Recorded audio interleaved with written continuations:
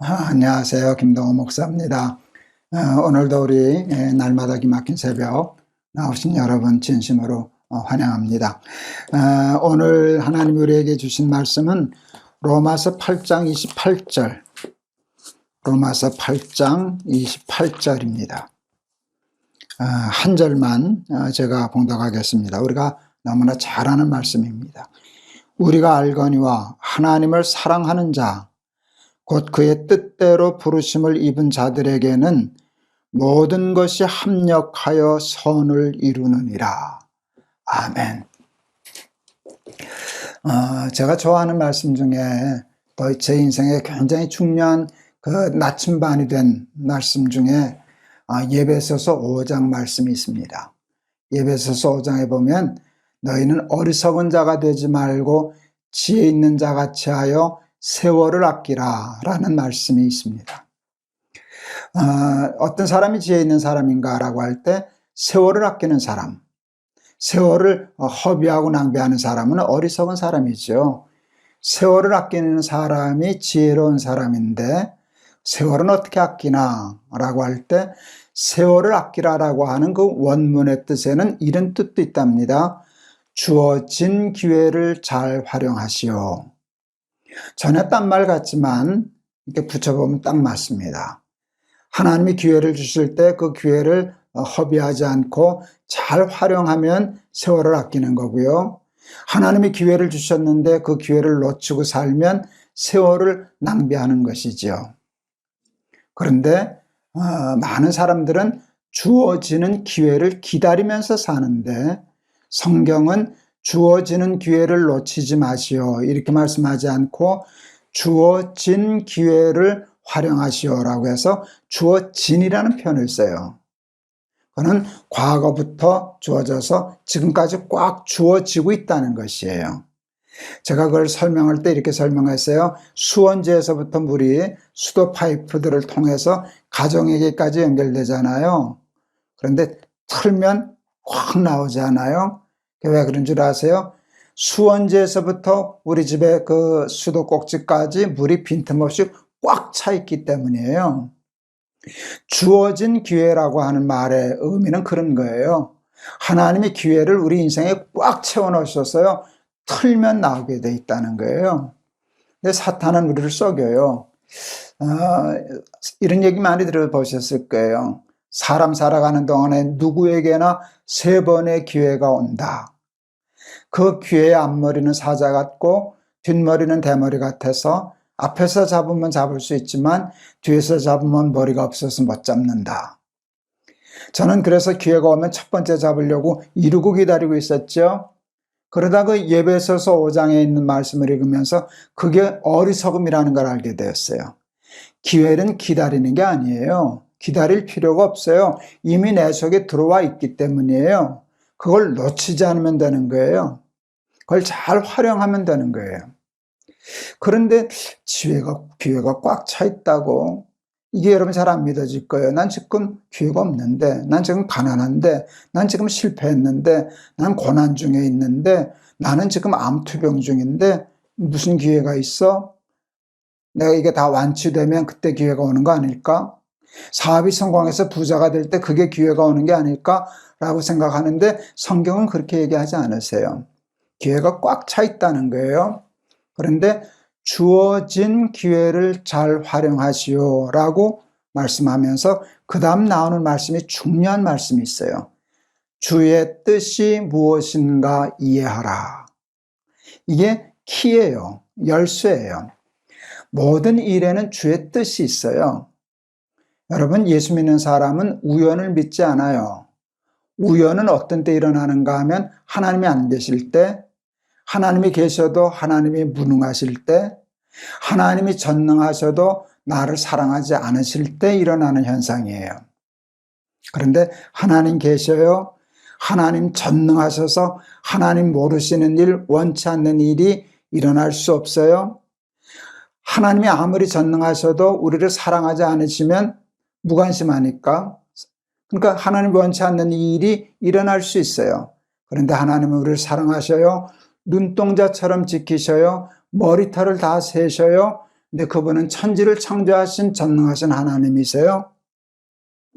그런데 우리에게 하나님이 모르시는 일, 하나님이 원치 않으시는 일, 하나님이 허락지 아니하시는 일이 일어날 수가 없는 거예요. 논리적으로. 그렇잖아요? 그러므로 우연은 없어요. 모든 일에는 하나님의 뜻이 있어요. 근데 그 모든 일이라는 게 우리 눈에 볼 때는요, 좋은 것도 있고 안 좋은 것도 있어요. 우리는 좋은 것을 기회라 부르고 안 좋은 것은 기회가 없는 상태라고 부르지만 그렇지 않아요. 기회는요, 그 속에 들어있는 하나님의 뜻을 발견하였을 때 오는 것이에요. 여러분, 부자가 됐을 때 애라도 거기에 있는 하나님의 뜻을 이해하지 않으면 그거는 기회가 아니에요. 많은 사람들은 돈만 많이 벌면 기회를 얻었다 생각하지만 그 기회가 위기가 된 사람이 얼마나 많은지 몰라요. 성경에 보면 어리석은 부자가 있잖아요. 큰 풍년이 일어나서 창고를 막 짓고 그랬어요. 그럴 때 이 부자가 이렇게 얘기했어요. 하나님의 뜻을 묻지 않았어요. 나를 이렇게 풍년 들게 하신 하나님의 뜻이 무엇일까? 왜 이렇게 하셨을까?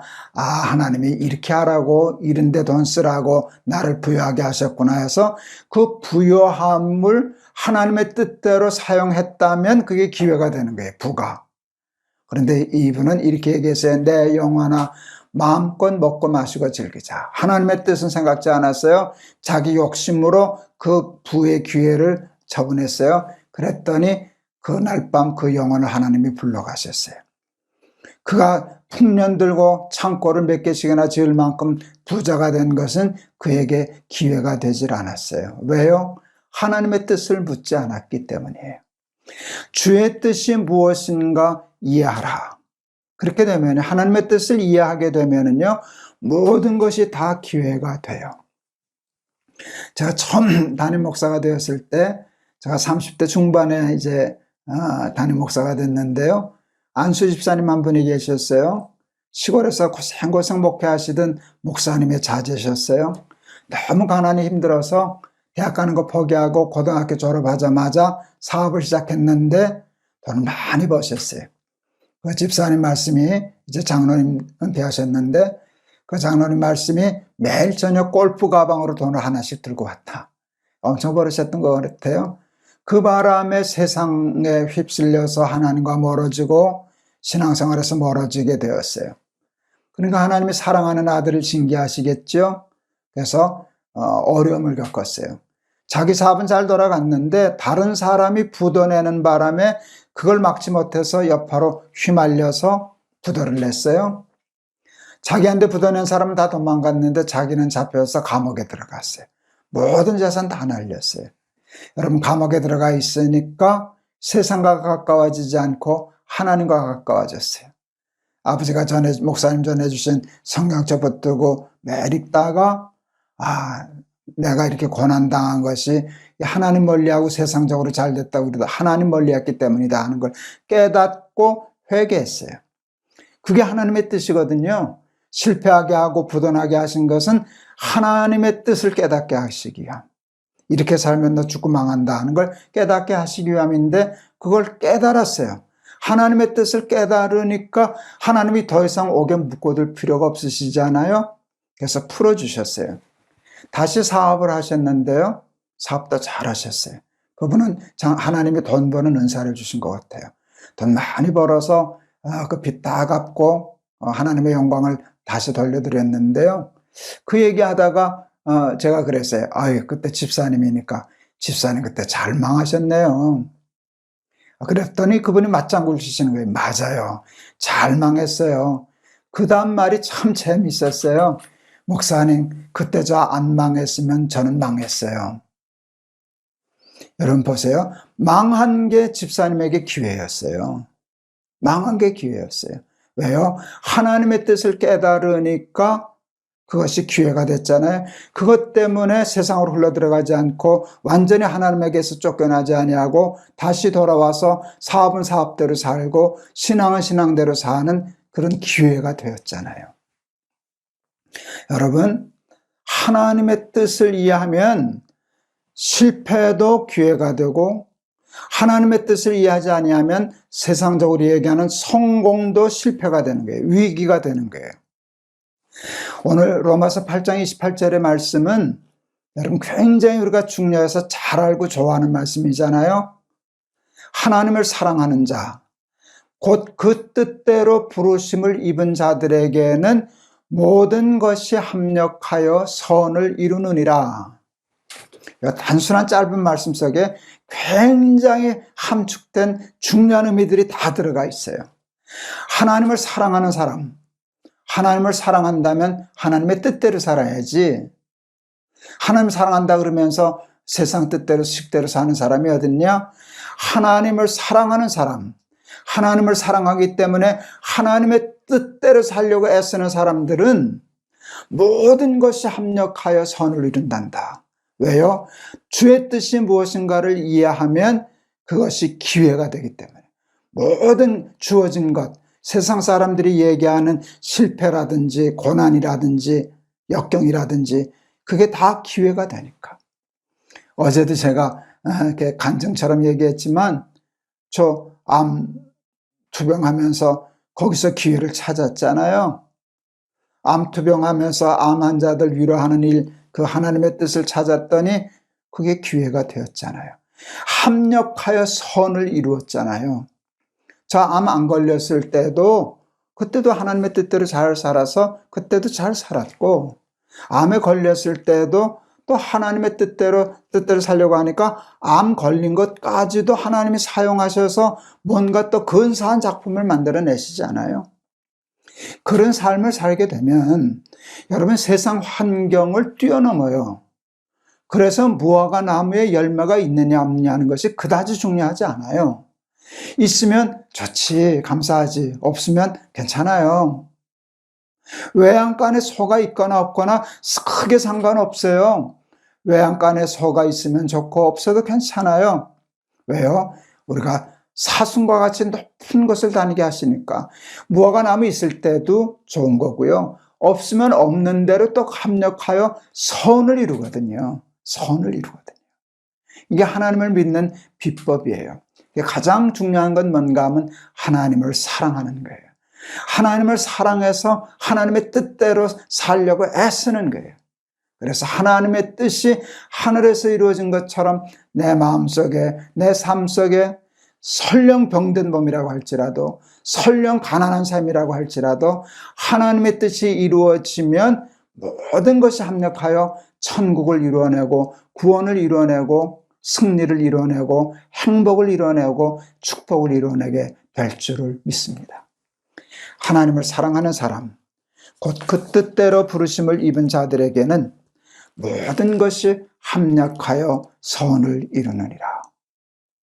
우리 이 말씀 잘 기억하시고 우리 하나님의 말씀대로 순종하여 잘 살아가는 저와 여러분 다 되시기를 주의 이름으로 축원합니다. 제가 오늘 설교 준비하면서 찬송을 안 골랐어요.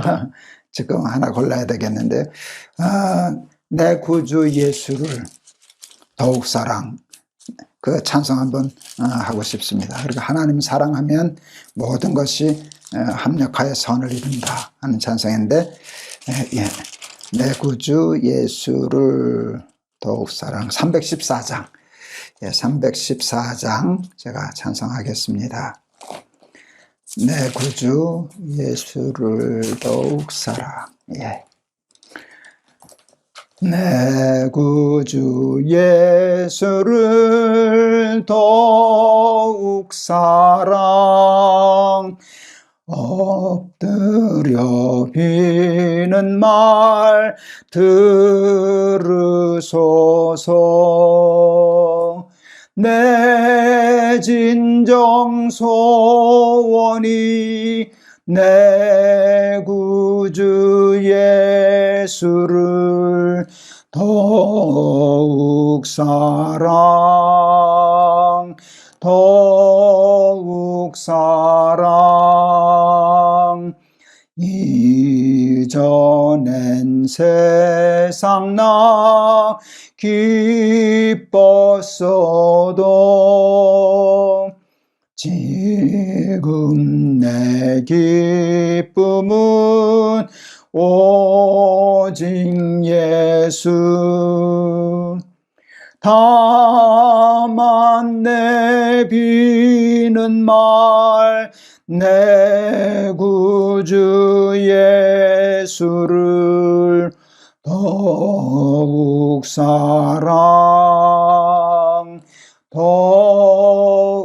사랑 이 세상 떠날 때 찬양하고 숨질 때 하는 말 이것일세. 다만 내 비는 말 내 구주 예수를 더욱 사랑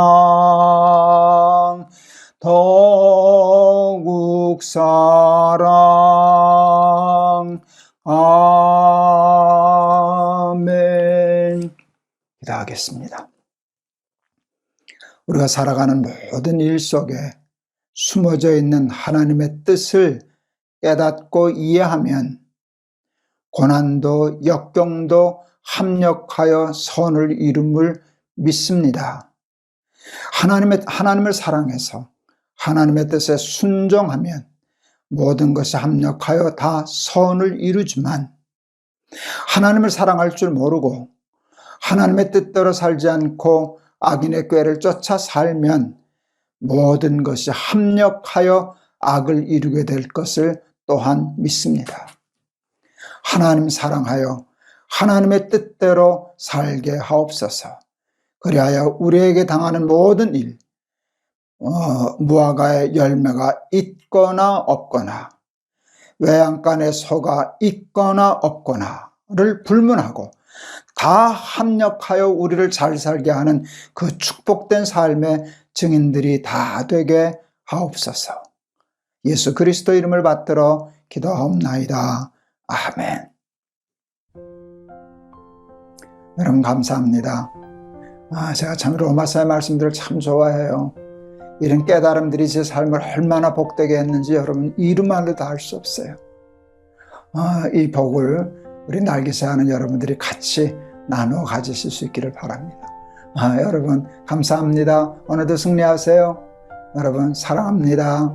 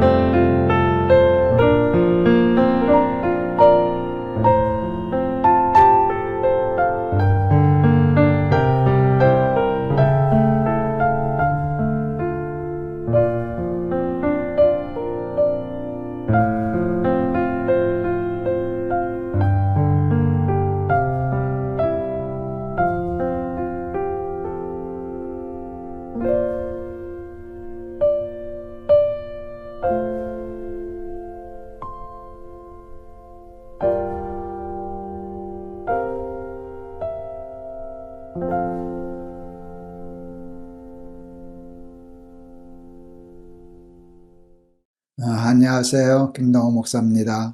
오늘도 우리 날마다 막힌 새벽 잊지 않고 찾아 나오신 여러분 진심으로 환영합니다. 여러분 정말 대단하시고 훌륭하셔요. 우리 함께 끝까지 은혜 받는 저와 여러분 되기를 바랍니다. 오늘 벌써 로마서 16장 마지막 장에 들어왔습니다. 로마서 16장 1절에서 4절 제가 봉독하겠습니다. 내가 겐그리아 교회의 일꾼으로 있는 우리 자매 베베를 너희에게 추천하노니 저희는 주 안에서 성도들의 합당한 예절로 그를 영접하고 무엇이든지 그에게 소용되는 바를 도와줄지니 이는 그가 여러 사람과 나의 보호자가 되었음이라. 너희는 그리스도 예수 안에서 나의 동력자들인 브리스가와 아굴라에게 문안하라. 그들은 내 목숨을 위하여 자기들의 목까지도 내어놓았나니 나뿐 아니라 이방인의 모든 교회도 그들에게 감사하느니라. 또 저희 집에 있는 교회에도 문안하라. 내가 사랑하는 에베데노에게 문안하라. 그는 아시아에서 그리스도께 처음 맺은 열매니라. 제가 5절까지 읽었습니다. 오늘로서 로마서 16장 마지막 장에 들어섰는데 로마서 16장에는 바울의 인사가 기록되어 있습니다.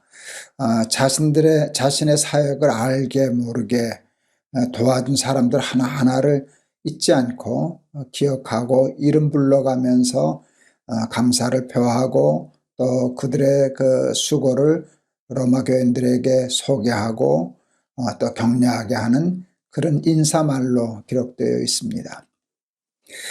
세상에 바울처럼 주의 복음을 위하여 충성하고 헌신한 사도, 주의 종이 또 어디 있을까요?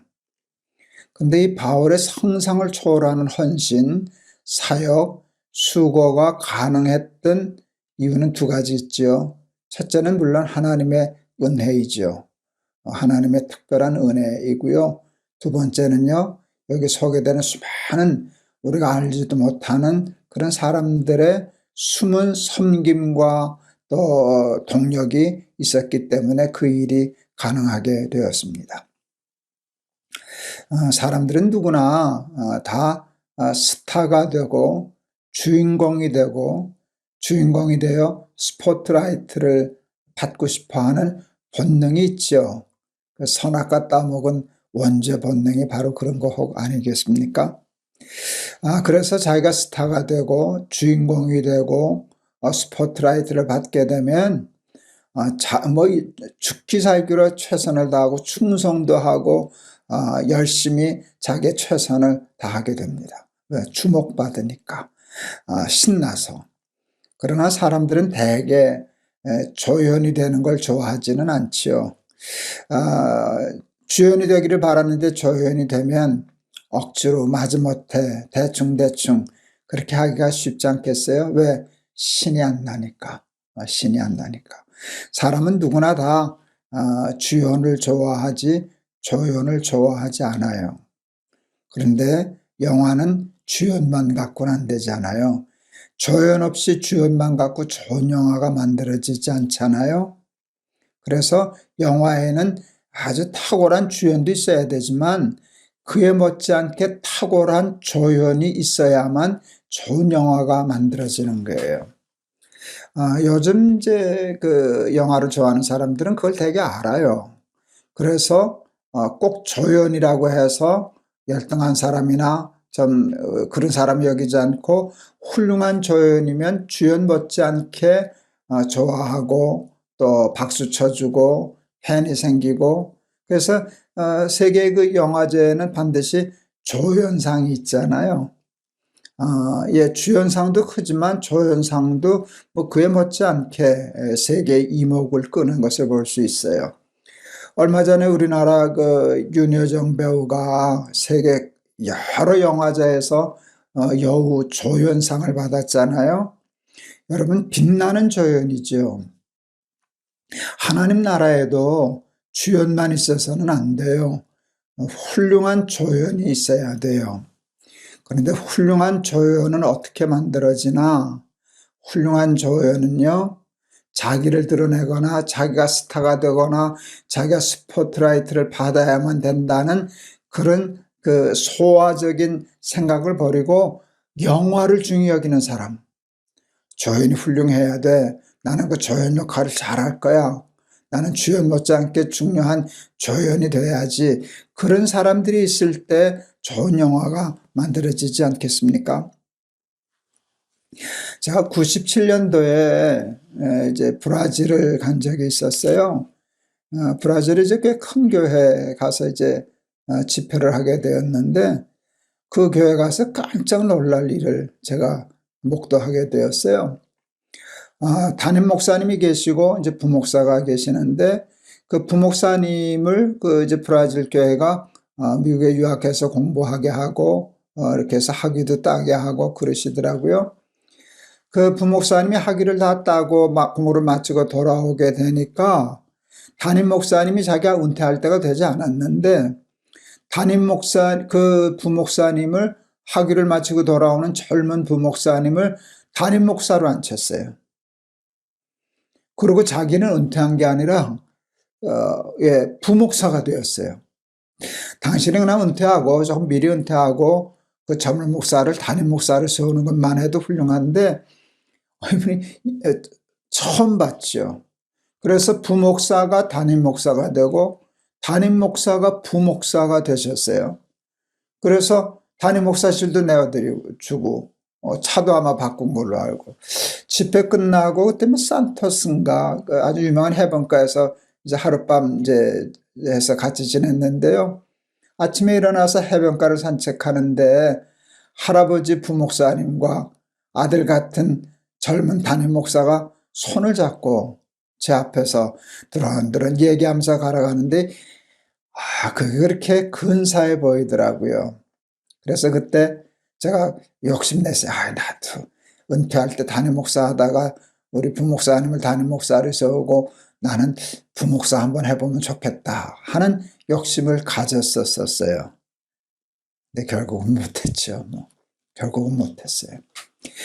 그게 그렇게 쉬운 일은 아니에요.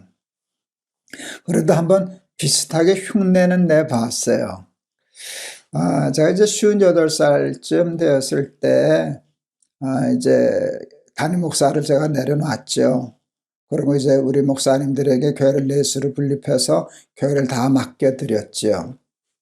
이제 그때 저에게는 이제 65세가 정년이기 때문에 한 7년 정도, 7, 8년 정도 목표가 남았을 텐데, 은퇴할 때까지 내 그 역할이 뭘까? 어떤 역할을 하다가 끝내면 훌륭할까? 훌륭하게 아름답게 마무리할 수 있을까를 생각하다가, 제가 제 58살부터 마지막 65세 은퇴할 때까지 제 목회를 거푸집 목회, 거푸집 사역으로 제가 이름 지었어요. 여러분 거푸집 허가 아시죠? 그 건축할 때 시멘트 콘크리트를 하려고 할 때 이게 물 같잖아요.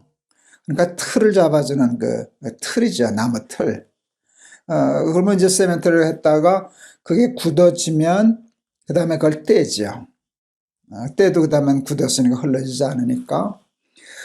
건물에 있어서 시멘트가 참 중요하죠. 그게 본질인데, 거푸집이 없이는 시멘트가 그 재구실을 할 수가 없어요.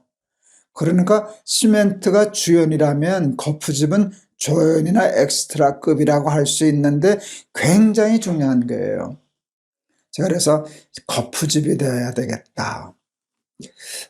천안의 높은 뜻 씨앗 스쿨을 세우기 위해서 높은 뜻 씨앗이 되어 교회를 먼저 세웠어요. 양계장 하던 집을 하나 사서 이제 그 지하에 계란 창고 하던 지하에서 교회를 시작했는데, 제가 담임 목사가 되었어요. 그래서 담임 목사가 되고 우리 부목사님 중에 한 분을 같이 데리고 가서 내가 2년 동안만 담임 목사 하마. 그러나 나는 거푸집 목사만 하마. 껍데기만 역할만 할게. 실제 목회, 난 설교 한 달에 한두 번 정도 하고 실제 행정이나 예산을 집행하는 일이나 나중에 부목사를 또 드리는 일이나 모든 일을 그 목사에게 위임했어요. 그리고 꼭 3년째 되는 첫 주일날 그 목사님을 담임 목사님으로 세우고 저는 빠졌어요. 2년 만에 이제 거푸집을 뗐죠.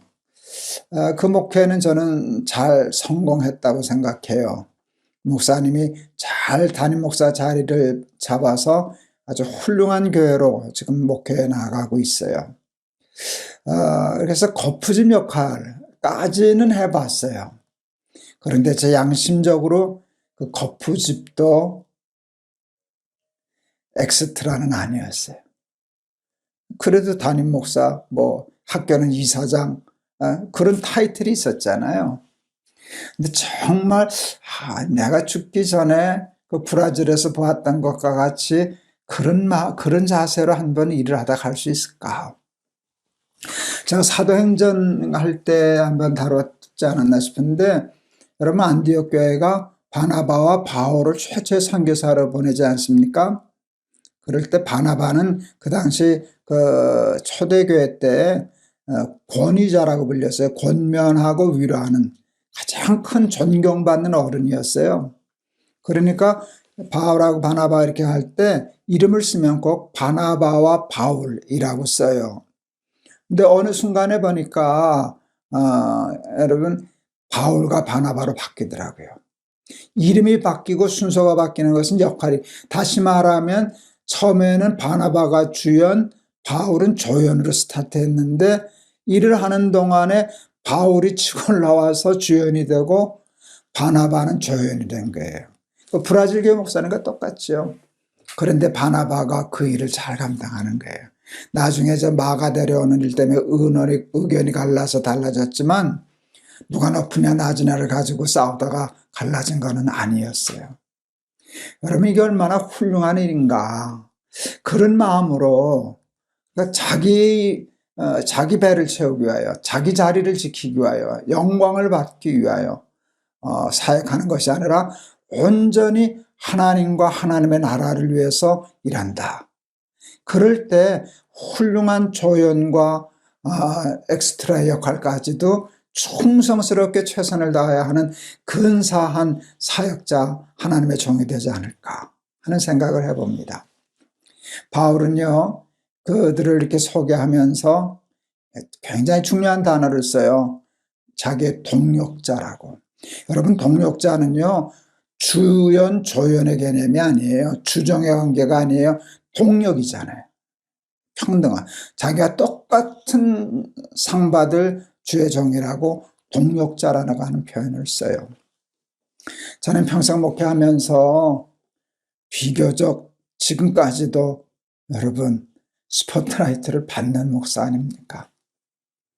이름이 좀 알려진 목사 아닙니까? 그러나 세상에는요, 이름도 없이 빛도 없이 정말 하나님 나라의 엑스트라와 조연 같은 역할을 주연 이상으로 더 충성스럽게 하는 주의 종들이, 하나님의 백성들이 얼마나 많은지 모릅니다. 그럴 때 하나님 나라에 가면, 하나님 나라의 로마서 16장에는 하나님이 이렇게 하실 거예요.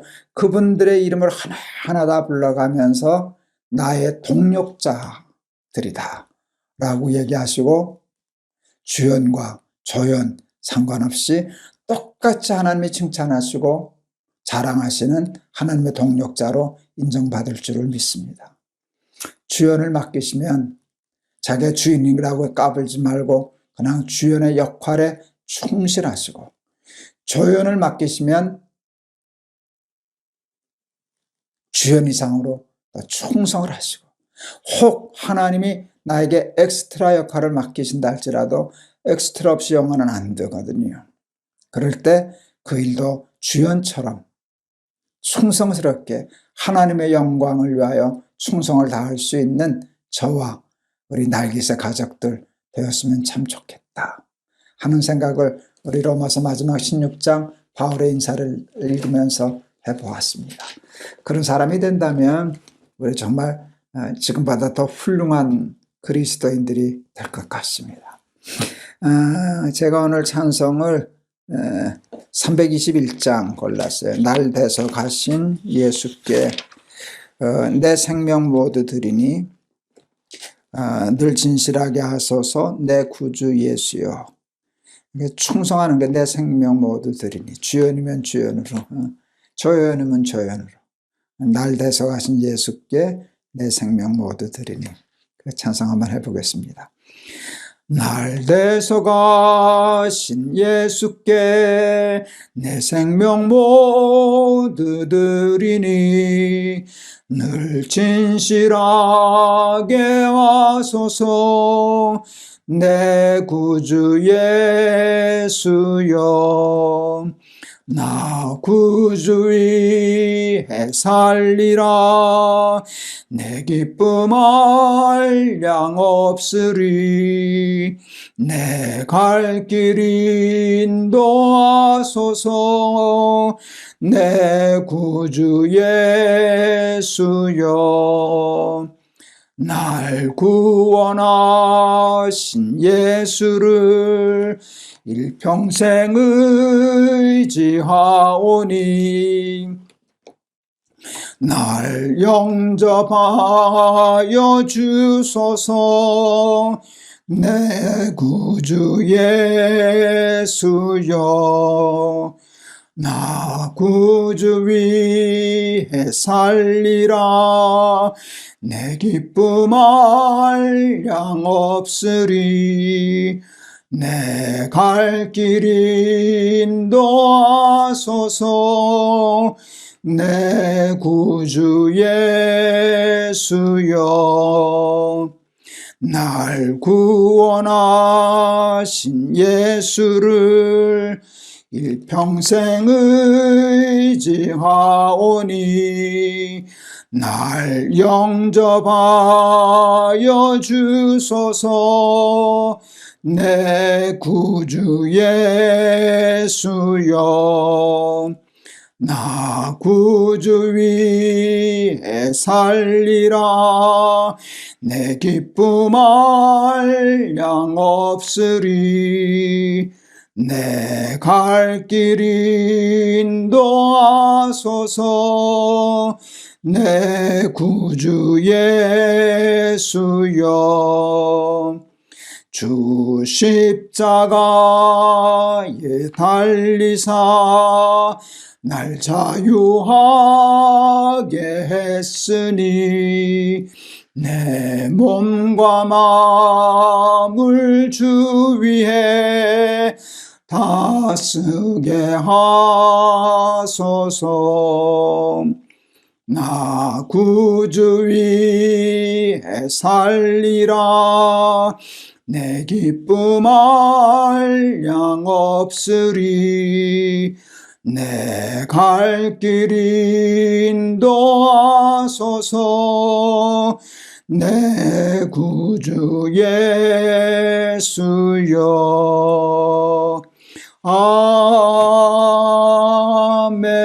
아멘. 하나님, 우리는 다 바울 같은 하나님 나라의 주연 배우 되고 싶은 야망이 있습니다.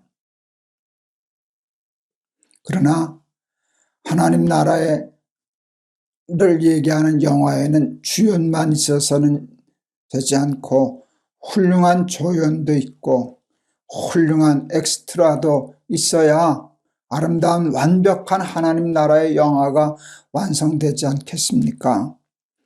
누구나 다 주인공만 하겠다고 하면 하나님 나라의 영화를 누가 찍겠습니까?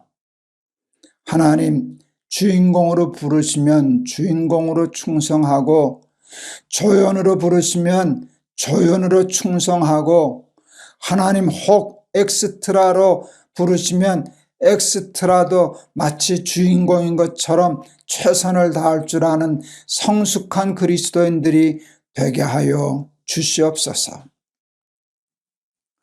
소명을 가장한 야망에 썩지 않게 하시고 철저히 개인적인 야망을 죽이고 소명을 위하여 부르심을 따라 충성하는 주의 종들이 다 되게 하옵소서. 예수 그리스도 이름을 받들어 기도하옵나이다. 아멘. 하나님의 일을 할 때 소명인 것처럼 하면서 자기의 야망을 성취하려고 하는 유혹에 참 빠지기가 쉬워요. 누구나 다. 그냥 야망을 버리고 자기 자리, 자기 명예, 자기 영광, 자기 스포트라이트가 아니라 하나님을 위하는 일이라면 엑스트라가 되든 조연이 되든 주연이 되든 똑같은 마음으로 충성할 수 있는 성숙된 우리 날개새 가족들 다 되실 수 있기를 축원합니다. 여러분 감사합니다. 내일 또 뵙겠습니다. 여러분 사랑합니다.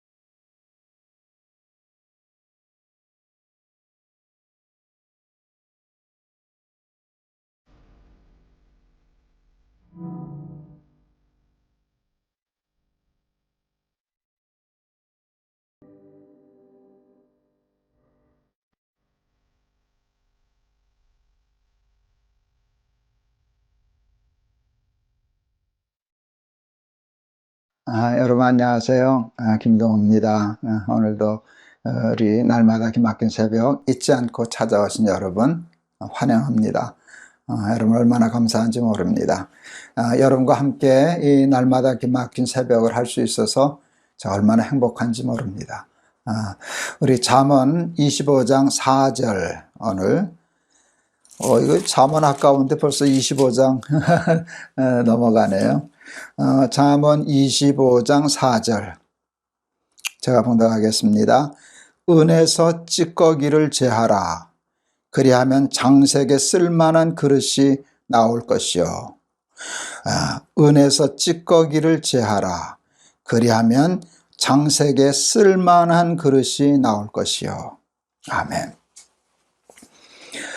제가 예수 믿으면서 깨달은 그 지혜, 정말 지혜 중에 지혜가 많은데요. 그 중에 하나는요, 행복은 소유 가치에 있는 것이 아니라 존재 가치에 있는 것이다. 사람의 생명이 소유의 넉넉함에 있는 것이 아니다.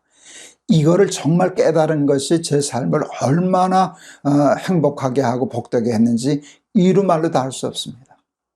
그 깨달은 대로 다 살지는 못하지만 그래도 몇 %라도 흉내라도 내려고 아둥바둥 하는데 그것이 주는 삶의 지혜와 그 지혜가 주는 삶의 축복은 얼마나 큰지 모르겠습니다.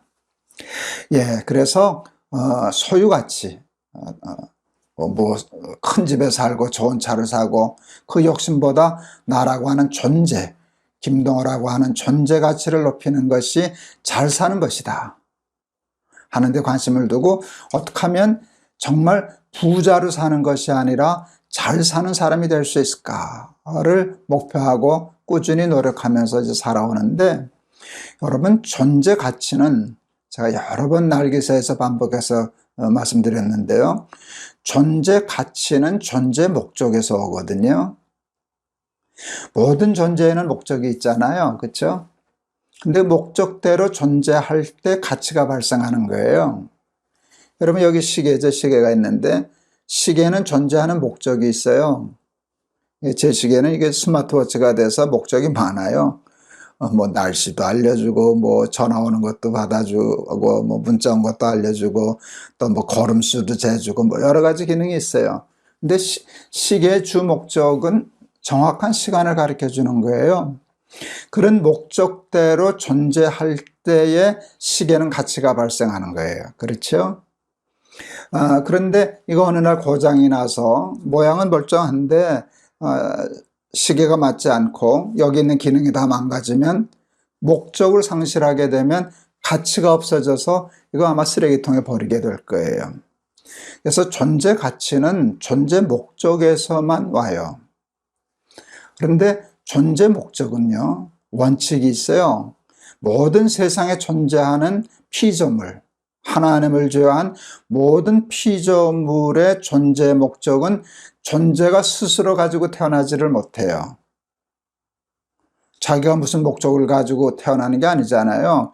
태어나지는 것이지, 존재 목적은 존재케 한 이로 말미암아 생기는 것이에요. 여러분 이 시계 하나만 해도 자기가 스스로 태어난 건 아니잖아요. 시계를 만든 사람이 있어서 존재하게 되었잖아요. 그렇죠? 그렇게 하면 이 시계의 존재 목적은 시계에서 나오지 않고 시계를 만든 사람에 의해서 주어진 거예요. 모든 존재의 목적은 타자에게 있는 거예요. 그런데 여러분 이 김동호라고 하는 사람의 존재 목적은 김동호가 만들 수 있는 게 아니에요. 그러니까 내 뜻, 내 욕심, 내 마음대로 사는 게 잘 사는 게 아니에요. 그건 내 존재 목적이 아니니까. 내 존재 목적은 나를 존재케 하신, 나를 창조하신, 나를 이 땅에 보내신 하나님에게 있는 거예요. 그래서요, 정말 잘 사는 것은요, 이거 제가 깨달은 굉장히 중요한 지혜인데요. 그래서 잘 사는 것은 내 뜻대로 사는 것이 아니라 하나님의 뜻대로 사는 것이구나. 그래서 예수님이 내 뜻대로 마옵시고 아버지의 뜻대로 아버지의 원대로 살기를 원합니다. 그것을 가르쳐 주신 것이구나. 그래서 하나님의 뜻, 하나님의 말씀이 이루어지는 데가 하나님 나라가 되는 거구나. 여호와를 아는 지식이 물이 바다를 덮음 같이 온 땅에 충만할 때 하나님의 나라가 임한다는 뜻이 바로 그런 것이구나 하는 것을 깨닫게 되었어요. 그래서 하나님의 뜻대로 사는 사람이 존재가치가 높은 거고 잘 사는 것이거든요. 그래서 하나님의 뜻, 존재의 목적, 하나님은 모든 사람을 창조하실 때 존재의 목적을 가지고 창조하셔요. 김동원은 목사로 쓰면 좋겠다. 아무개는 영어하는 사람으로 만들면 좋겠다. 누구는 교수하면 좋겠다. 누구는 음악을 하면 좋겠다. 누구는 장사를 좀 하면 좋겠다. 누구는 과학자가 돼서 뭘 자꾸 좋은 것을 만들어내고 발명하는 사람을 만들면 좋겠다. 이런 하나님의 설계 개념이 있잖아요. 그래서 각 사람을 그런 뜻으로 만들었어요. 그래서 그런데 사람이 자기 욕심으로 직업을 택하지 않고 인생을 결정하지 않고 그 하나님의 소명이지요. 그 소명을 받아들여서 하나님께 쓰임받는 사람이 존재 가치가 있는 거거든요. 그래서 여러분, 하나님께 쓰임받는 사람이 여러분 잘 사는 사람인 거예요. 그런데 하나님은 어떤 그릇을, 어떤 사람을 사용하실까요? 하나님께 쓰임받는 사람인데요. 그런데 하나님이 쓰는 사람은요, 깨끗한 사람이에요. 제가 아주 좋아하는 말씀인데 디모데후서 2장 20절 이하일 거예요. 큰 집에는 금그릇, 은그릇, 나무그릇, 질그릇이 있다. 금그릇, 은그릇, 나무그릇, 질그릇이 있어요. 이 네 그릇을 이렇게 딱 둘로 유형화해요. 하나는 귀 쓰는 그릇, 하나는 천이 쓰는 그릇. 여러분, 그렇게 되면 우리는 벌써 판단이 섰어요. 귀 쓰는 그릇, 금그릇, 은그릇. 천이 쓰는 그릇, 나무그릇, 질그릇. 근데 성경은 그렇게 말씀하지 않아요.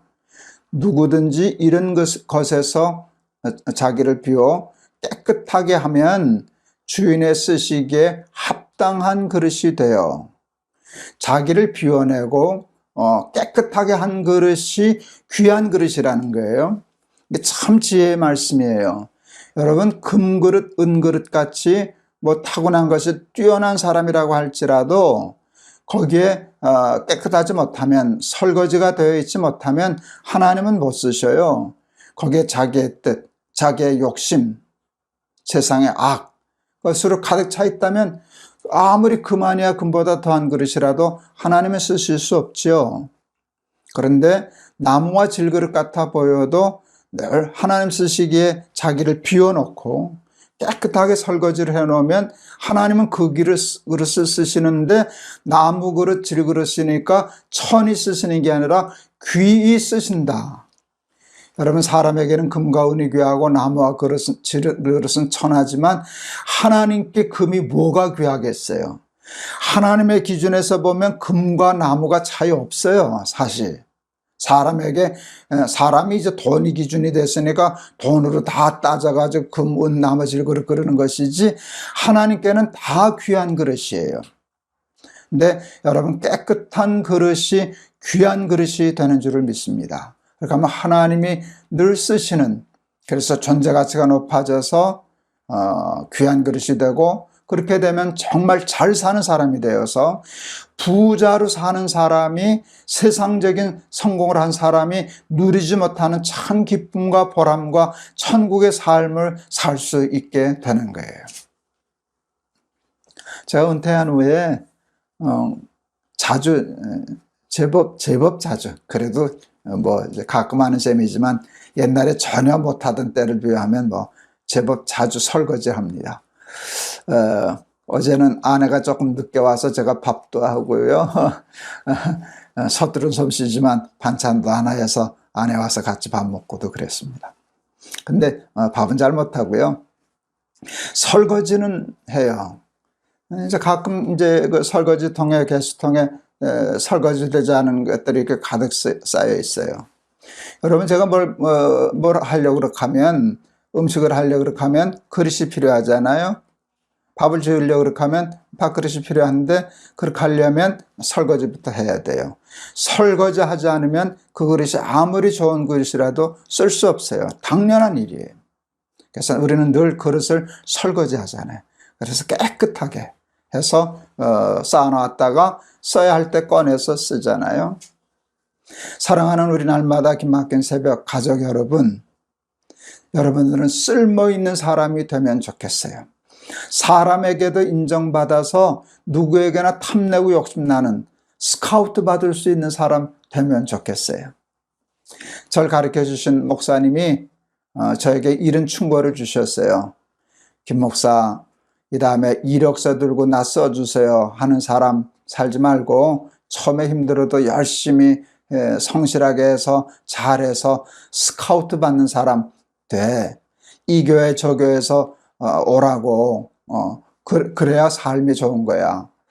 예, 저는 그 말씀 참 기억해요.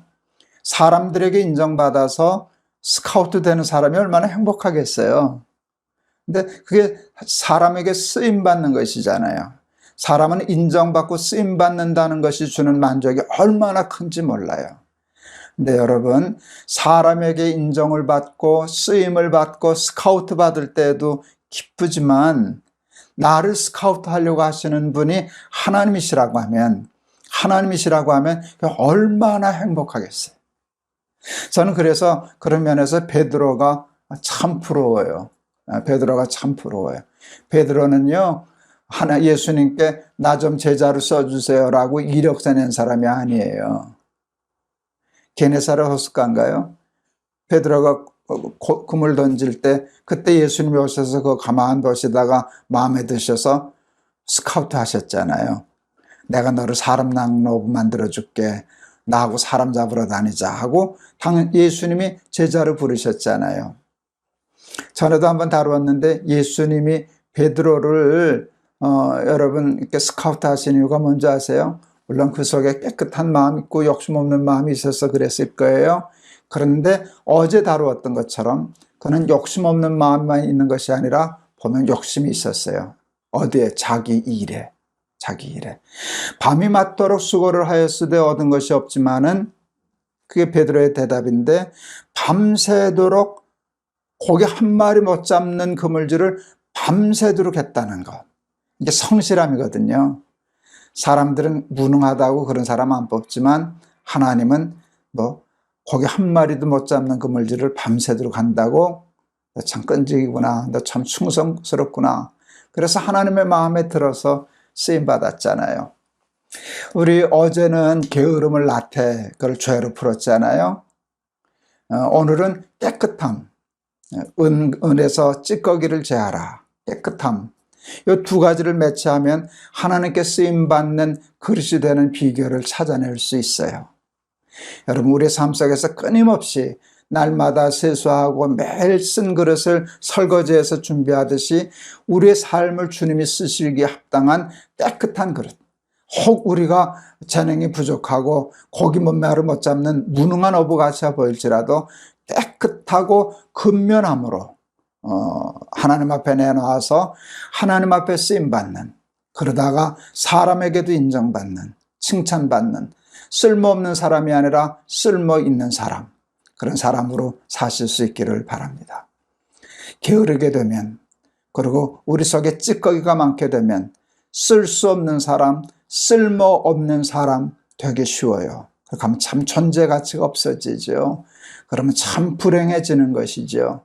그러고요, 그렇게 쓸모없는 사람만 돼도 좋은데요, 그 다음에 있어서는 안 될 악한 사람도 되잖아요. 세상을 나쁘게 만드는, 병들게 만드는 그런 사람 되면 안 되겠는데, 여러분 깨끗하고 부지런하여서 하나님과 사람 앞에, 세상 앞에 쓰임받는 존재 가치가 높은, 그래서 부유하기보다 잘 사는 사람으로 하나님께 칭찬받고 살아가는 우리 날개새 가족들 다 되시기를 축원합니다. 우리 한번 기도하겠습니다. 하나님 아버지, 오늘도 귀한 말씀 주셔서 감사합니다. 이렇게 하루 한 절 한 절 말씀 생각하고 나왔는데 오늘 벌써 잠언 25장에 이르렀습니다. 하나님 앞에 갈 때까지 매일매일 말씀을 주시고 그 말씀 때문에 배부르고 그 말씀 때문에 하늘 가는 밝은 길이 환하게 열릴 수 있도록 축복하여 주옵소서. 사람과 하나님 앞에 쓰임받는 사람이 잘 사는 사람이다. 하나님께 쓰임받는 사람 되려고 하면 은에서 찌꺼기를 제하라. 아무리 내가 은그릇같이 귀하다 할지라도 찌꺼기, 욕심, 설거지되지 않은 탐욕이 있으면 쓰지 못한다. 하나님 쓰시지 못하신다. 나무 질그릇 탓하지 말고 늘 자기를 비워 깨끗하게 하면 주인의 쓰시기에 합당한 자가 되고 귀 쓰는 일에 쓰임받는 귀한 그릇이 되리라. 하나님이 주신 교훈인 줄을 믿습니다. 베드로는 빈 그물질을 밤새도록 하다가 스카우트 받았습니다. 자기 일에 충성하는 부지런한 사람 되게 하시고 그 다음에 자기 삶에서 찌꺼기를 제하고 죄악을 제하고 청결하여 하나님께 인정받는 깨끗한 그릇이 되어 쓸모있는 그릇, 세상을 축복하는 그릇, 하나님께 칭찬받는 그릇으로의 삶 살다가 하나님 앞에 가게 하여 주옵소서. 예수 그리스도 이름을 받들어 기도하옵나이다. 아멘. 오늘도 좋은 잠언 공부했습니다. 여러분, 은에서 여러분이 은과 같을지라도 소용없어요. 깨끗하지 못하면, 탐욕이 있으면, 찌꺼기가 있으면 하나님 쓰지 않으셔요. 하나님 쓰지 않으시면 아무리 많은 부가 있어도 여러분은 잘 사는 사람 될 수 없어요. 쓸모없는 사람, 악한 사람, 있어서는 안 되는 사람 될 수밖에 없죠. 우리 날개새 가족들 성실하고 자기 일에 성실하고 그리고 자기 삶을 늘 깨끗하게 해서 그래서 욕심 없는 사람, 욕심 있는 사람 이것을 잘 맞추어서 하나님과 세상에 쓰임받는 귀한 사람들 다 되시기를 바랍니다. 여러분 감사합니다. 오늘도 말씀으로 승리하세요. 여러분 사랑합니다.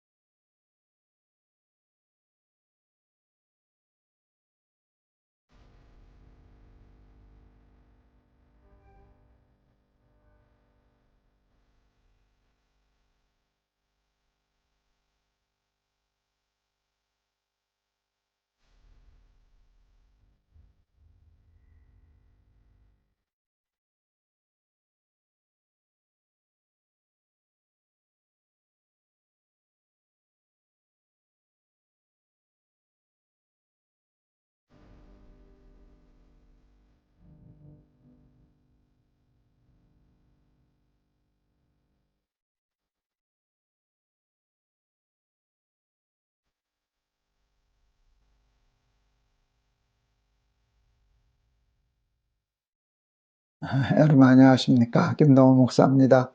오늘도 우리 날마다 기막힌 새벽 계속하게 해주셔서 감사합니다. 지금 제주도에서 우리 손주들이 올라와 있어요. 저 자식들이 지금 이제 바로 거실에서 텔레비전을 보는데 저 이제 가끔 다른 소리가 나와서 한 두세 번 지금 다시 녹화를 하고 있습니다. 이번에는 그냥 애들 소리 들어오면 그냥 애들 소리 들어오는 대로 녹화하려고 그럽니다. 애들은 이렇게 방해하고 그래도 이뻐요. 오늘 주시는 말씀은 잠언 27장 1절에서 2절입니다. 너는 내일 일을 자랑하지 말라. 하루 동안에 무슨 일이 일어날지 내가 알 수 없음이니라.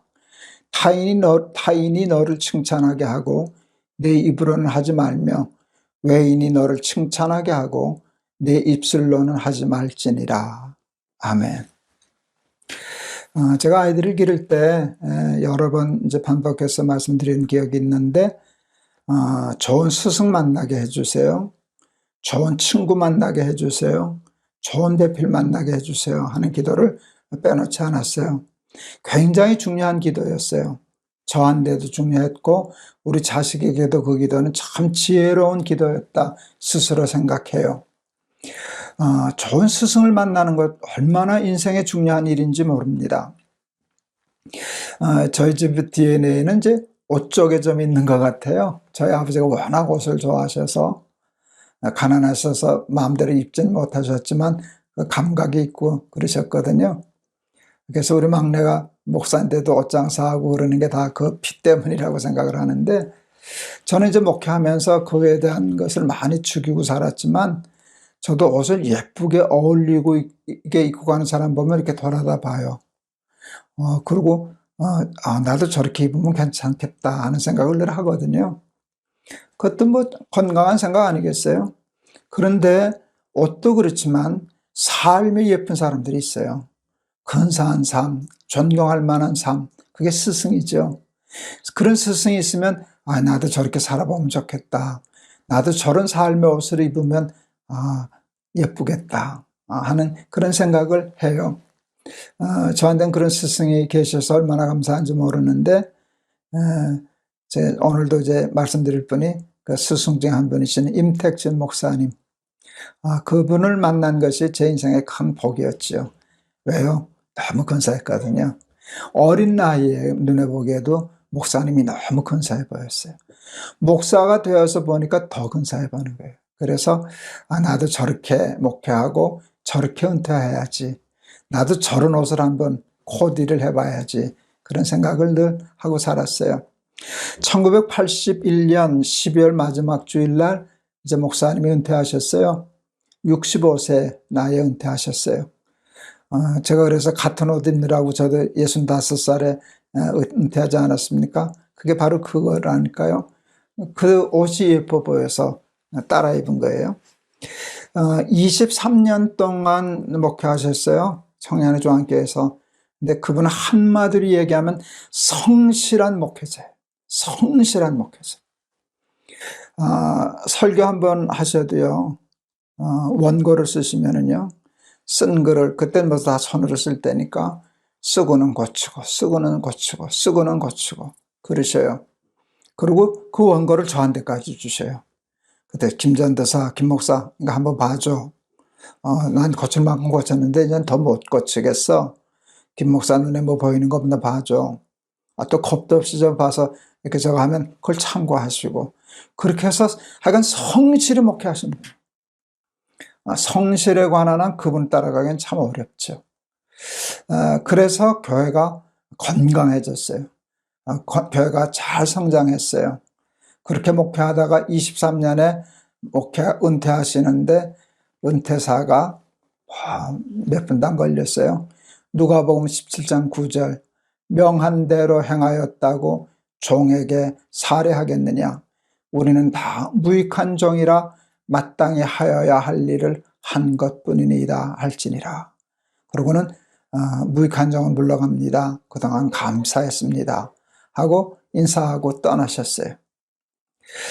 자랑할 만한데 마지막으로 내가 이만큼 해서 교회 되는 거 은근히 감사하다 그러면서 자랑할 만한데 요만큼 되내지 않고 혹시라도 무의식 속에 그런 생각이 자신에게 있을까 봐 딱 성경도 자신을 위해서 골라서 명한 대로 행하였다고 종에게 살해하겠느냐. 우리는 다 무익한 종이라 마땅히 하여야 할 일을 한 것뿐이니라. 자랑, 공을 생각하면 거기에 대한 정당한 대가 요구를 하게 되거든요. 근데 자신이 그 길에 들었을까 봐 종에게 살해하냐? 그런 게 어딨냐? 마땅히 할 일을 한 것뿐이니라 하고 인사하고 떠나는 거. 그게 얼마나 그분이 연습하고 노력해서 된 것이겠어요? 이제 30 간 넘은 초짜 목사가 사회하면서 그 모습을 보고 전율했죠. 나도 은퇴할 때 저 옷 입어야지. 내가 그래서 목사님 옷 흉내내서 같은 옷 입으려고 나이까지 맞춰가지고 깔맞춤해서 은퇴하지 않았습니까? 그런데 그 자랑하지 않는다는 거, 이게 얼마나 어려운 일인지 몰라요. 자랑하지 않고 자기 공이라고 생각하지 않고 거기에 대한 대가 요구하지 않고 나는 종이다. 그냥 주시는 대로 감사함으로 받는 것이죠. 은퇴하실 때 교회가 이제 예우를 갖췄어요. 그런데 제보기엔 좀 미흡했어요. 목사님 수고 많이 하셨는데, 그리고 교회가 지금 그렇게 어렵지도 않은데, 우리 교회 큰 교회인데, 다른 교회들 이렇게 되게 보면 우리 목사님보다 더 잘 대우해 주시고 그러셨는데, 제가 좀 섭섭한 마음이 있었어요. 그래서 어느 날 목사님하고 식사하다가 제가 물었어요. 목사님 섭섭하지 않으세요? 교회가 조금 너무 야박했어요. 다른 교회에 비해서 목사님, 친구 목사님들 은퇴한 거 보고 그렇게 하면 좀 섭섭하지 않으세요? 그랬더니 그냥 심상하게 아무렇지도 않다는 듯이 그냥 지나가는 말씀처럼 툭 던져셨는데 그 말씀도 저는 잊을 수 없어요. 무슨 소리야? 효자 아들보다 낫지. 누가 매달 나 돈 줘? 그때 40만 원인가 받으셨어요. 제 기억에. 그 당시 40만 원 받으셨는데 누가 매달 40만 원씩 줘? 어느 아들이 효자 아들보다 낫지. 감사하지. 그게 정말이셨거든요. 그러니까 그게 왜 그게 되는가 하면 자랑하지 않고 자기 공을 내세우지 않고 자기는 종이라. 주시는 대로 받는 것이고 감사함으로 받는 것이고 그 삶이 너무 근사하지 않아요? 근데 자기를 자랑하고 공을 내세우고 그 공에 대한 정당한 대가를 강요하고 그래서 마지막에 옷 매무새가 틀어져서 무슨 옷을 저렇게 입었나? 추해 보이고 어리석어 보이고 소중한 것을 삶의 아름다움을 다 잃어버리는 분이 많이 있는데 그게 어디서 왔나? 자랑하지 않는 거. 자기 공이라고 내세우지 않는 거. 그게 어디서 왔나? 내가 종이라는 거. 종에게 살해하는 법이 어딨냐? 마땅히 한 걸 한 것뿐이고 주시면 감사한 것이지. 이것이 우리 내 스승이신 목사님에게서 제가 얻어입은 아주 옷맵신하는 삶의 옷이었습니다. 근데 이게 자랑하지 않는 게 참 어려워요. 제가 높은 뜻 교회 할 때도 그 어려웠어요. 저도 목회 높은 뜻 교회 수적으로 꽤 컸잖아요. 인간적으로 제가 개척했잖아요. 근데 그거 억누르는 게 참 힘들었어요. 그래서 아마 하나님 거 누르라고 제가 은퇴하는 첫날 새벽에 주신 말씀 enough, 충분하다, 족하다, 만족하다, 이제 그 말씀을 주셨다고 생각했는데 덕분에 무사히 목사님 입은 삶의 옷을 따라 입고 큰 실수하지 않고 은퇴했다 싶은 생각이 듭니다. 자랑하지 않는 것도 어려운데요. 이제 자랑하는 어리석음이 있는데 오늘 1절의 말씀은 그냥 자랑이 아니에요. 지난 했던 과거의 공적을 자랑하고 오늘 현재 내 모습을 자랑하는 게 아니라 이게 이러니까 이 자랑거리가 더 발전할 거라고 생각해서 내일일까지 자랑하는 거예요. 이건 진짜 어리석은 거죠. 근데 정말 그렇게 되더라고요. 내일일을 자랑하지 말아라. 하루아침에 일이 어떻게 될는지, 하루 동안에 무슨 일이 일어날는지 내가 알 수 없음이니라. 우리 선지 잘 웃는다, 저 자식. 예, 이 말씀을 하셨어요. 여러분, 내일일을 자랑한다라고 하는 것은 오만이에요. 그 모든 일이 내가 다 한다는 생각이 있는 거거든요. 하나님이 하신다는 생각, 내가 할 수 있는 능력을 벗어나 있다는 겸손함이 없는 거예요. 그렇게 되면 망신하고 삶이 추해지고 그래요. 내일을 자랑하지 마세요. 그런데 내일 일을 자랑하지 말아라. 하루 동안에 무슨 일이 일어날는지 모른다 하는 말씀을 읽는데 저는 그 말씀의 뒷면을 봤어요. 그랬더니 이 말씀도 가능해지더라고요. 너는 오늘 일을 너무 낙심하지 말아라.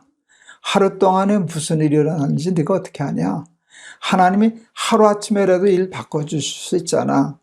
그러니까요, 그냥 우리 최선을 다하여 노력하고 사는 것뿐이지 여러분, 잘 된다고 자랑할 것도 없고 힘들다고 낙심할 것도 없고 모든 것을 하나님의 손에 맡기고 잘 되었으면 하나님이 하신 일이고 나는 종을 시켜서 한 일이고 그렇게 하나님께 영광 돌리고 힘들고 어려우면 하나님이 나와 함께 가셔서 끝까지 낙심하지 않고 가는 것, 우리 성대의 길이 아닐까 싶습니다.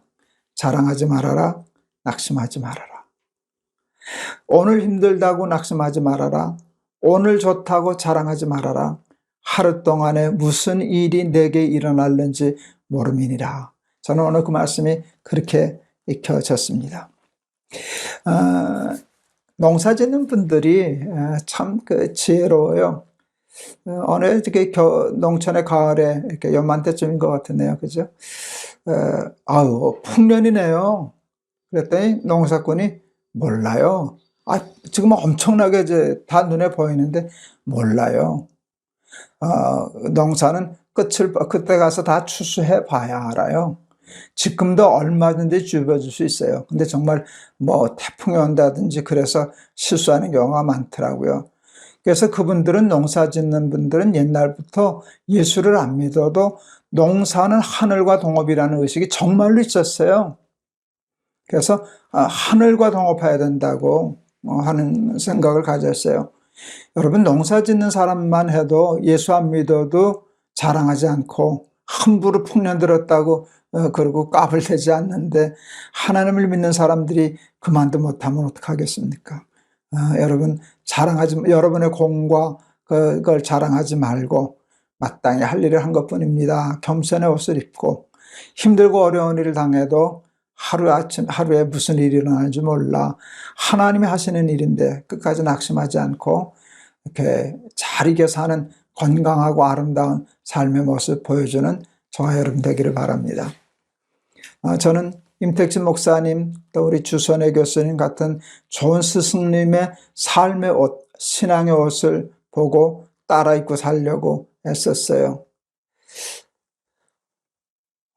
제 마음의 생각에 제가 예수 믿기 위해서 애쓰고 잘 살아서 우리 아들들이, 우리 며느리들이, 우리 손주들이 우리 아버지, 우리 시아버님, 우리 할아버지 참 멋있게 사셨다. 나도 저렇게 옷 입어야지, 저렇게 코디해야지. 그런 영향을 끼칠 수 있었으면 참 좋겠다 하는 욕심을 감히 가져봅니다. 사랑하는 우리 날개새 가족, 식구 여러분, 믿음의 삶의 옷을 예쁘게 입는 사람들 되셔요. 자랑하면은요, 옷맵시가 없어져요. 낙심해도 옷맵시가 안 나요. 낙심할 때도 꿋꿋하고, 공을 세웠는데도 겸손하고, 그랬을 때 인생의 삶의 옷태가 맵시가 나는 거거든요. 그래서 후손들이 따라서 그렇게 인생의 좋은 스승들 되실 수 있기를 주의 이름으로 축원합니다. 한번 기도하시겠습니다. 하나님 아버지 감사합니다. 내일 일을 자랑하지 말아라. 하루 동안에 무슨 일이 일어날는지 모른다. 자랑하지 않고 산다는 게 참 힘들었습니다. 지금도 힘듭니다. 자꾸 내 자랑하고 싶고 칭찬하고 싶고 공을 내세우고 싶고 그 대가를 받고 싶고 더 받고 싶고 그러다가 취해지고 옷맵시 다 그르치고 남한테 손가락질 받고 삶의 스승이 되지 못하는 그런 부끄러운 삶 살기 쉬운데 하나님 우리 날마다 기막힌 새벽 식구들 정말 예수 잘 믿고 말씀대로 잘 살아서 삶의 삶의 태가 아름다워 그들의 자녀선들이 그들의 후배들이 그들의 후손들이 우리의 삶의 결을 따라 살 수 있는 인생의 스승이 될 수 있도록 믿음의 선배가 될 수 있도록 축복하여 주옵소서. 예수 그리스도 이름을 받들어 기도하옵나이다. 아멘. 여러분 감사합니다. 오늘 녹화 아슬아슬하게 무사히 마쳤습니다. 우리 손주놈 웃음소리가 텔레비전에서 뭘 보고 저렇게 깔깔거리는지 모르겠는데 들어가는지 모르겠습니다. 여러분 내일 또 뵙겠습니다. 여러분 감사합니다. 여러분 사랑합니다.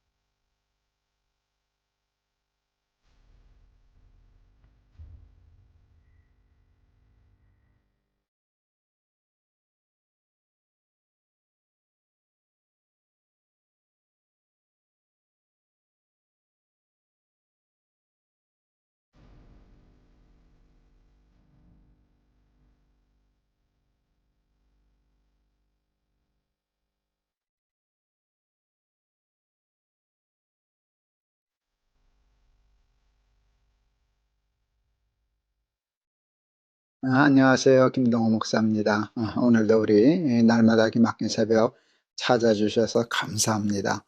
하나님께서 누구보다도 더 기뻐하실 겁니다. 하나님께서 오늘 우리에게 허락해 주신, 예배해 주신 은혜가 기다리고 있을 줄을 믿습니다. 오늘 저에게 주신 말씀은 사도행전 9장 1절에서 9절입니다. 사울이 주의 제자들에 대하여 여전히 위협과 살기가 등등하여 대제사장에게 가서 다메섹 여러 회당에 가져갈 공문을 청하니, 이는 만일 그 도를 따르는 사람을 만나면 남녀를 막론하고 결박하여 예루살렘으로 잡아오려 함이라. 사울이 길을 가다가 다메섹에 가까이 이르더니 호련히 하늘로부터 빛이 그를 둘러 비추는지라. 땅에 엎드려져 들음에 소리가 있어 이르시되, 사울아 사울아 내가 어찌하여 나를 박해하느냐 하시거늘, 대답하되 주여 누구시니이까? 이르시되 나는 내가 박해하는 예수라. 너는 일어나 시내로 들어가라. 내가 행할 것을 내게 이를 자가 있느니라 하시니, 같이 가던 사람들은 소리만 듣고 아무도 보지 못하여 말을 못하고 서 있더라. 사울이 땅에서 일어나 눈은 떴으나 아무것도 보지 못하고 사람의 손에 끌려 다메섹으로 들어가서 사흘 동안 보지 못하고 먹지도 마시지도 아니하니라. 아멘. 때때로 무슨 일을 하려고 할 때 이게 하나님의 뜻인가 아닌가가 분별이 잘 안 될 때가 있습니다. 그게 잘 안 되면 일을 선뜻 진행하기가 어렵죠. 나는 하나님의 뜻이라고 생각하는데 이게 하나님의 뜻이 아니면 어떻게 하지? 이제 그래서 자꾸 망설이게 되죠. 그럴 때는 어떻게 해야 될까요? 그냥 가만히 있어야 될까요? 여러분, 그러면 아무 일도 하지 못하게 되지 않을까요? 회의에 빠져서. 그렇게 하면 헤어나올 수가 없거든요. 회의, 아무것도 할 수 없죠. 우리말에 이게 좀 적절한지 모르겠지만, 그렇게 되면 구더기 무서워서 장 못 담그는 일이 일어나지 않겠습니까? 저의 경우 이제 그런 일을 하도 많이 당하니까 제 나름대로 하나의 원칙을 정했어요. 이럴 때는 이렇게 한다. 근데 그 원칙을 어디서 배웠는가 하면 사실은 오늘 본문에서 제가 배운 거예요. 사울의 얘기에서. 사도행전의 사울의 이야기, 다메섹으로 내려가던 이야기를 통해서 이렇게 하면 되겠구나 하는 걸 제가 배웠는데요. 그것을 오늘 여러분과 함께 나눠보고 싶습니다. 제 경우는요, 깊이는 생각해요. 기도하면서 이게 하나님의 뜻인가 아닌가를 깊이 생각하는데, 그래도 잘 모를 경우에는요, 그냥 가만히 있지 않고 그냥 해요. 밀어붙여요. 깊이 생각한 후에는 저지르죠. 저는 일을 잘 저지르는 편에 속합니다. 저지르고 보면 그 선택이 옳았을 때도 있고 잘못됐을 때도 있어요. 가보니까 이게 하나님의 뜻이 아니었구나, 내가 잘못 생각했구나, 내가 잘못 판단했었구나 하는 경우도 있어요. 그런데 제가 생각하려고 하는 것은 뭔가 하면, 그것이 잘못됐다 할지라도, 판단이 잘못됐다 할지라도 제 양심에 내 유익과 내 야망을 위해서 하나님을 이용하려고 하는 것을 버리고 순수한 마음으로 내 딴에는 그게 정말 하나님을 위해서 그런 거야, 이게 분명하면 하나님이 그것까지도 합력하여 선을 이루어 주신다라고 하는 것을 알게 되었어요. 여러분, 사울의 경우를 한번 보세요.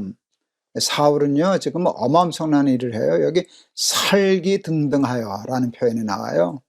대제사장에게 가서 다메섹에 있는 예수 믿는 사람들 다 잡아오겠다는 거예요. 예루살렘으로 결박해서 데려오겠다는 건데, 그때 표정을, 그 자세를 살기등등하여 라고 얘기했어요. 근데 지난 시간에도 제가 한번 다루어서 얘기했지만 사울이 왜 그랬나? 그게요, 자기를 위해서가 아니었어요. 자기의 뭐 어떤 유익과 또 뭐 명예나 뭐 정치적인 야심이나 이런 걸 이루려고 그런 걸 한 게 아니라 그게 하나님을 위하는 일이라고 잘못 생각했어요. 판단은 잘못됐는데 그의 하나님께 대한 충성이나 하나님께 대한 양심은 잘못되지 않았어요. 여러분, 양심적인 사람이라고 언제나 판단이 정확한 것은 꼭 아니잖아요. 양심이 반듯한데 일이 잘못되는 경우도 있잖아요. 잘못 생각했을 수도 있잖아요. 우리가 한계가 있으니까. 그런데 저는 이 말씀이 여기에도 상관이 된다고 생각해요. 하나님을 사랑하는 사람, 곧 그 뜻대로 부르심을 입은 자들에게는 모든 것이 합력하여 선을 이루느니라. 저는 이 말씀 참 좋아해요. 그러니까 그 일을 하려고 할 때 하나님 사랑해서 이게 하나님을 위하는 일일 거야, 이렇게 하면 하나님 좋아하실 거야 하고 행하면 모든 것이 합력하여, 그 판단이 잘 됐을 때도 그 결과가 좋지만 판단이 잘못되어 엉뚱한 짓을 했을 때에도 하나님이 합력하여 선을 만들어 주신다는 것이에요. 사울이 행동은 엉뚱하고 잘못됐지만 그 양심이 하나님께 있었거든요. 그리고 하나님께 충성하려고 하는 마음에서 그런 거 하나님이 아셨거든요. 그러니까 하나님을 위하여 예수 믿는 사람 잡으려고 다메섹에 내려가는 사울을 하나님이 건드셨잖아요. 거기서 예수님을 만났잖아요. 누구십니까? 나는 내가 박해하는 핍박하는 예수라. 본래 본심이 깨끗하고 하나님께 대한 충성이 있으니까 하나님이 깨우쳐 주시니까 그냥 180도가 바뀌었어요. 판단은 잘못된 걸 그냥 그 자리에서 바꿨는데요, 뭐가 안 바뀌었는 줄 아세요? 자기가 하나님을 위하여 옳다 생각하는 일을 위하여 살기등등하다가, 물불 안 가리고 손해 안 가리고 하는 그 충성한 열정은 하나도 바뀌지 않았어요. 여러분, 사도행전은 성령행전이라고도 부르고요, 또 사람들은 바울행전이라고도 불러요. 이제 우리가 쭉 달아가면서 보면 아시겠지만 사도들의 이야기가 많이 나오는데 가장 많은 이야기는 바울의 이야기잖아요. 바울의 열심을 따라갈 사람이 없었어요.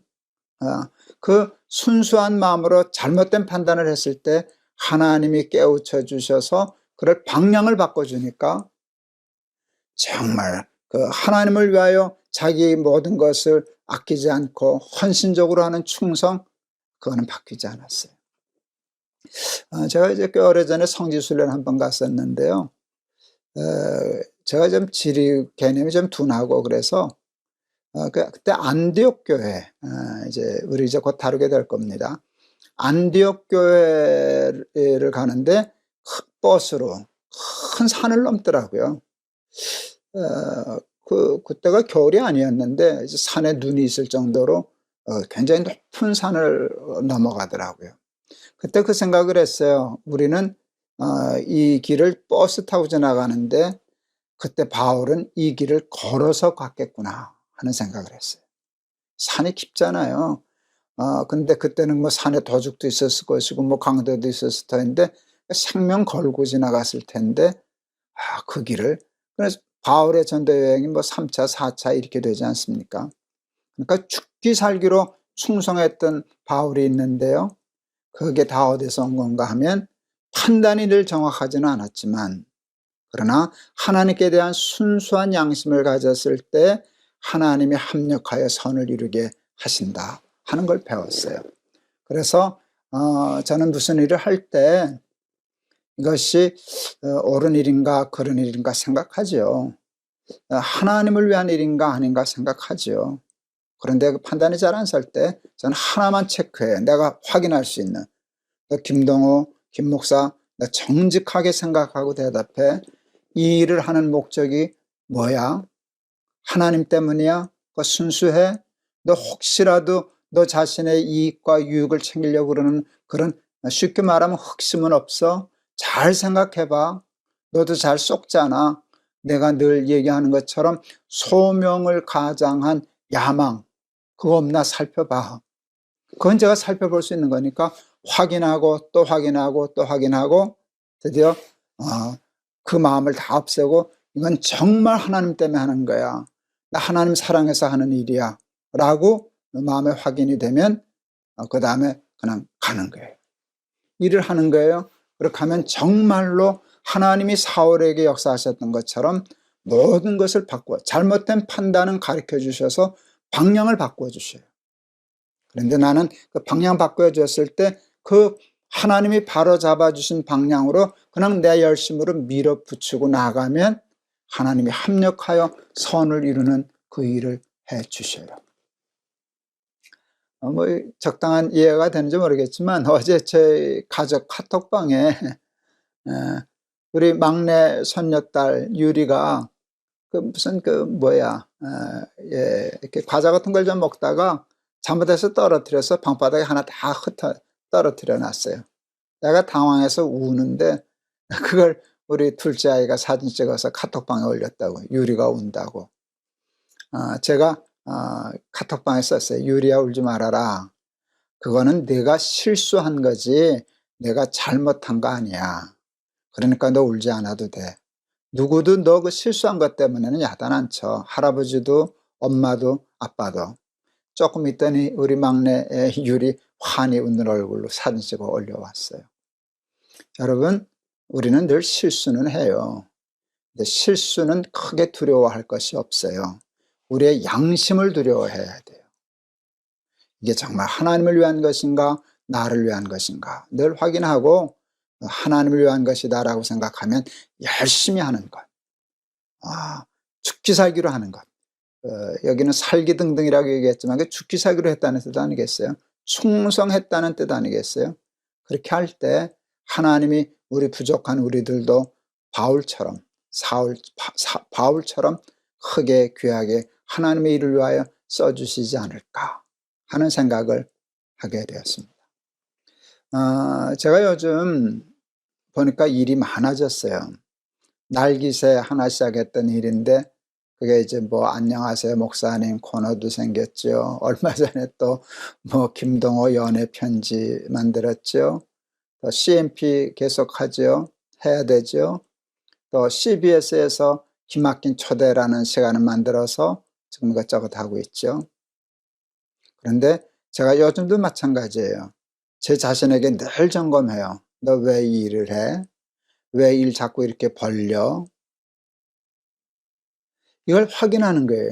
왜 확인하게요? 소명을 가장한 야망이 있을 수 있으니까. 제 욕심 때문에 하나님 이용할 수 있으니까.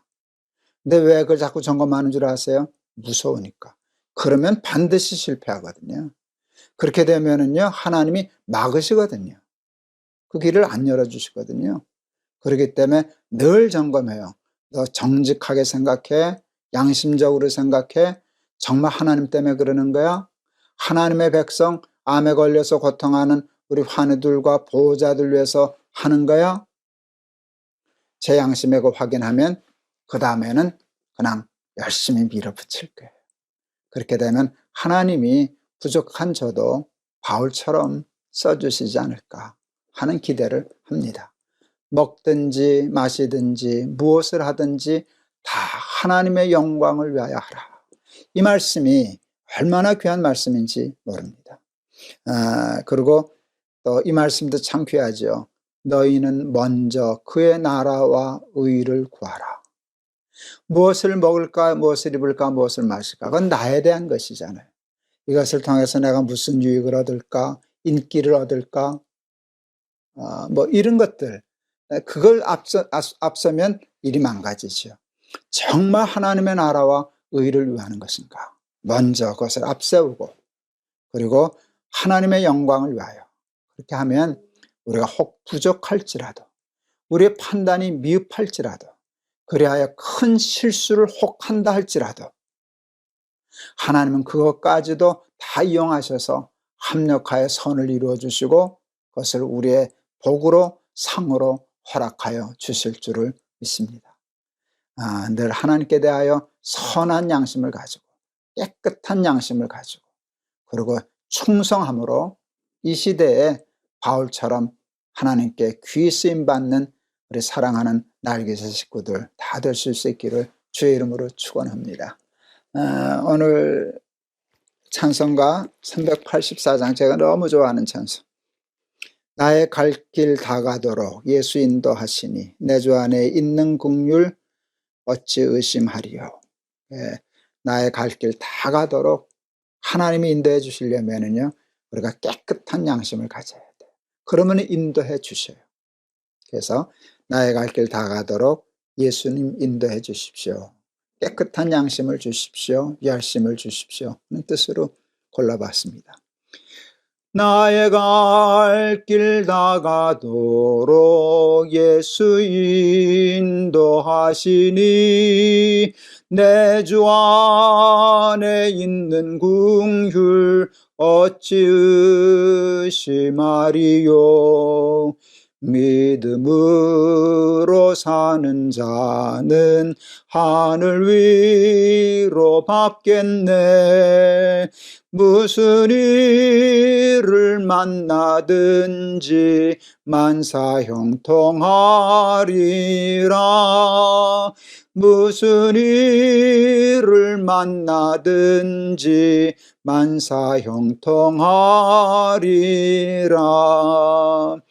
나의 갈 길 다 가도록 예수 인도하시니 어려운 일 당한 때도 족한 은혜 주시네. 나는 심히 고단하고 영혼 매우 가라나 나의 앞에 반석에서 샘물 나게 하시네. 나의 앞에 반석에서 샘물 나게 하시네. 나의 갈 길 다 가도록 예수 인도하시니 그의 사랑 어찌 큰지 말로 할 수 없도다. 성령 감화 받은 영혼 하늘 날아갈 때에 영영 부를 나의 찬송 예수 인도하셨네. 영영 부를 나의 찬송 예수 인도하셨네.